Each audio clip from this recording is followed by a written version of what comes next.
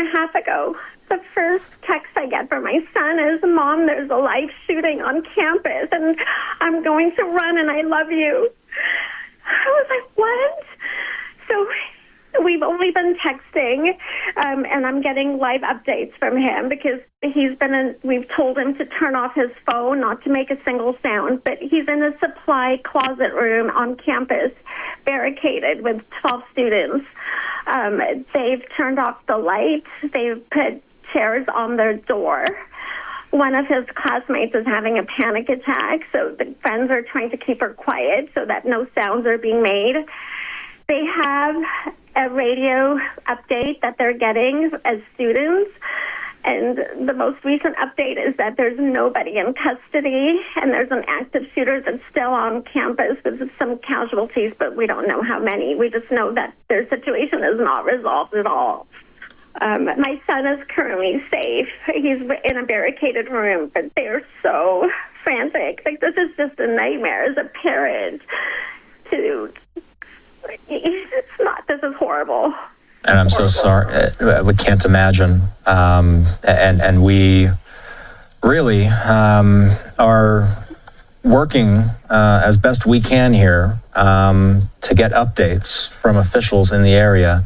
I'm so sorry to hear that this is unfolding the way it's unfolding. I need to ask you, did you say that your son, and I'll say your son, Jayden Anselmo, is who's on lockdown right now, did Jayden hear gunshots? Yes. He was studying in the library with his friends, and then they heard active gunshots, so they began running. At first, they didn't know what it was, and then they began running, and then they all ran upstairs to a room. He was with all his classmates they're in roommates, and then they barricaded themselves in a room. First, they were debating about leaving and trying to leave the campus, and then we told them, no, stay exactly where you are. You cannot leave.